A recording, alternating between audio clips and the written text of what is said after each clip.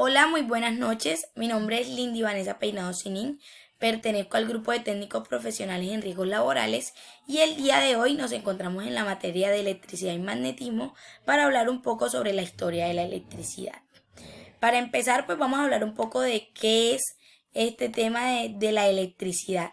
La electricidad es la forma de energía que surge a partir de los fenómenos físicos asociados a cargas eléctricas estacionarias o en movimientos. Más precisamente al movimiento de los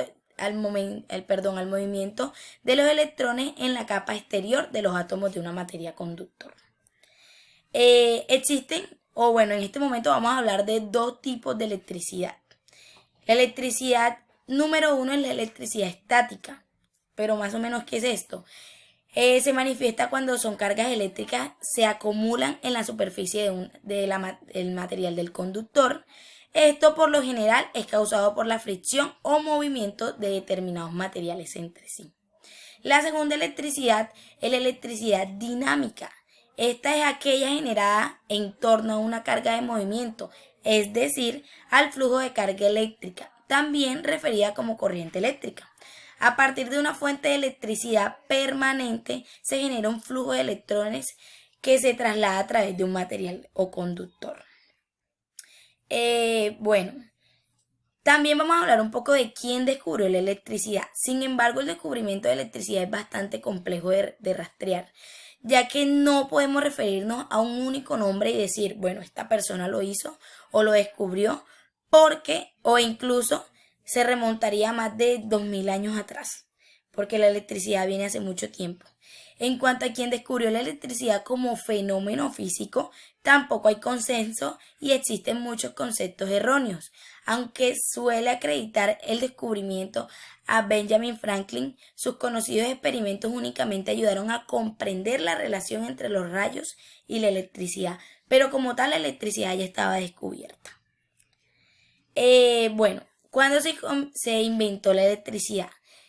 En 1550 los primeros datos se conllevan a la época de los griegos cuando descubrieron la electricidad estática, pues el estudio de la electricidad se remonta a la década de 1550.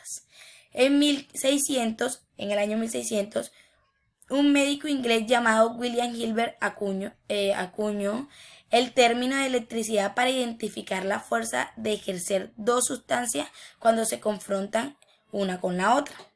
Ya en 1972 el cambio de los experimentos de Benjamin Franklin se produjeron en 1952.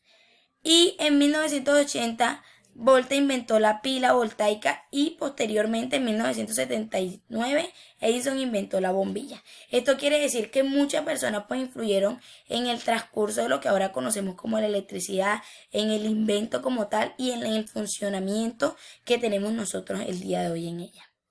La electricidad en la antigua Grecia. En la antigua Grecia ya se había descubierto que frotar pieles sobre ambas, resina del árbol fosilizada,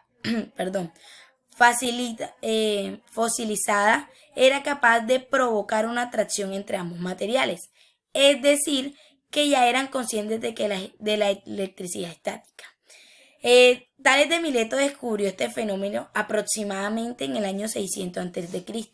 y la propia etimología de la palabra electricidad deriva del latín electrum, que a su vez procede del griego electrum, que significa ámbar. La electricidad y su estudio en los siglos XVII y XVIII. Durante el siglo XVII se desarrollaron numerosos descubrimientos relacionados con la electricidad, tales como la invención de un generador electrostático temprano, la diferencia entre corrientes positivas y negativas y la clasificación de materiales como conductores y aislantes. La electricidad en la edad contemporánea. En 1980, ya en la edad contemporánea, uno de los avances más significativos en el estudio de la electricidad fue protagonizado por el físico italiano Alessandro Volta, quien descubrió determinadas reacciones químicas que podían producir la electricidad y que contribuyó a la pila voltaica, una de las primeras baterías eléctricas modernas.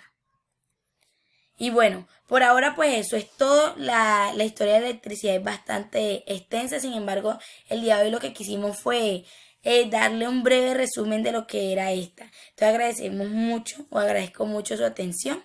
Espero tengan un resto de día maravilloso.